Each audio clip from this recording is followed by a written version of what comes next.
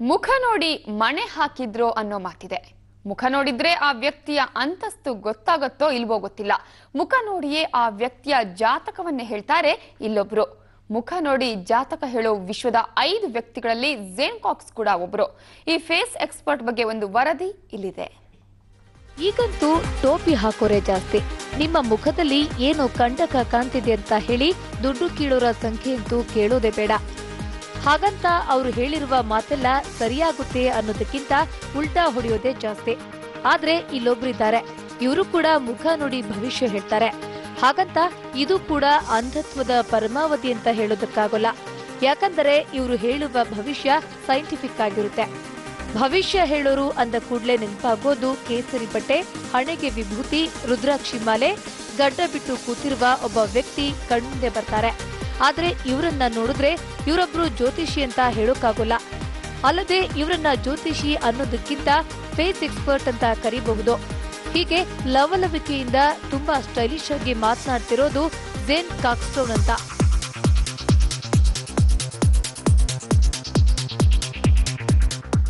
ವಿಶ್ವದಲ್ಲಿ ಹೀಗೆ face experts ಇರೋರು 5 ಜನ. ಅದರಲ್ಲಿ ಝೇನ್ ಕೂಡ ಒಬ್ರು. ಅದೆಷ್ಟೋ ಪ್ರಸಿದ್ಧ ವ್ಯಕ್ತಿಗಳೆಲ್ಲ ಇವರ ಹತ್ತಿರ ಭವಿಷ್ಯ ಕೇಳಿರೋದುಂಟು. ಆದ್ರೆ ಫೇಮಸ್ ಜ್ಯೋತಿಷಿಗಳು ಇವರ ಹತ್ರ ಎಷ್ಟು ದುಡ್ಡು ಸುರಿತೀವಿ ಅಂತ ಹೇಳಿದ್ರು ಅವರಿಗೆಲ್ಲ ಬಿಲ್ಕುಲ್ ಹೇಳ್ಕೊಡೋಕೊಪ್ಪಿಲ್ಲ.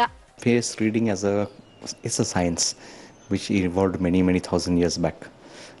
It notably can be traced to places like Aristotle, who was the teacher of Alexander. So the saying goes, according to history, that when Alexander comes to power, he basically recruits Aristotle to recruit people for his army and for the administration purposes. So what Aristotle used to do is just look at a person's face.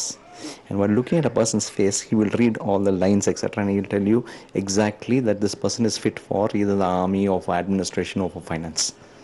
So this goes back to Aristotle's time. ಏನು ಬರದೇ ಇದ್ದರೂ ಮುಖ ನೋಡಿ ನಿಮಗೆ ಆಕಂಟಕವಿದೆ, ಇದಿದೆ ಅಂತ ಹೇಳೋರನ್ನ ಕಂಡರೆ Zane ಉರಿದು ಬೀಳ್ತಾರೆ. ಫೇಸ್ ರೀಡಿಂಗ್ ಅನ್ನೋದು ವಿಜ್ಞಾನದ ಒಂದು ಭಾಗವಷ್ಟೇ ಅಂತಾರೆ ಝೇನ್. ಝೇನ್ ವಿಶೇಷವಾಗಿ ವಿದ್ಯಾರ್ಥಿಗಳು ಮತ್ತು ಪೋಷಕರಿಗೆ ಈ ವಿದ್ಯೆ ಹೇಳ್ಕೊಡ್ತಾರೆ. ಇದು ಸೈಂಟಿಫಿಕ್ ಆಗಿ ಪ್ರೂವ್ ಆಗಿದೆ. ಇದು ಏನೇನು ಹೇಳ್ತಾ ಇದ್ದಾರೋ ಅದೆಲ್ಲ ನಮ್ದ್ರಲ್ಲಿ ನಡೆದಿರೋದೇ ಹೇಳ್ತಿರೋದು.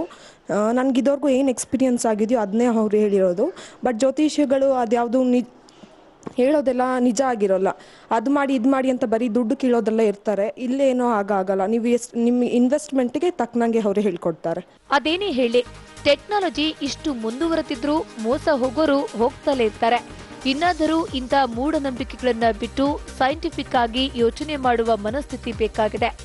ಅಂದಹಾಗೆ ನಿಮ್ಗೇನಾದ್ರೂ ಭವಿಷ್ಯ ಕೇಳೋ ಮನಸ್ಸಾದ್ರೆ ಲಿಂಗರಾಜಪುರಂನಲ್ಲಿ ಅಪರೂಪಕ್ಕೆ ಸಿಗುವ ಝೇನ್ ಅವರನ್ನ ಒಮ್ಮೆ ಭೇಟಿ ಮಾಡಬಹುದು. ದೀಪ್ತಿ ತೋಳ್ಪಾಡಿ, ಜನಶ್ರೀ ನ್ಯೂಸ್, ಬೆಂಗಳೂರು.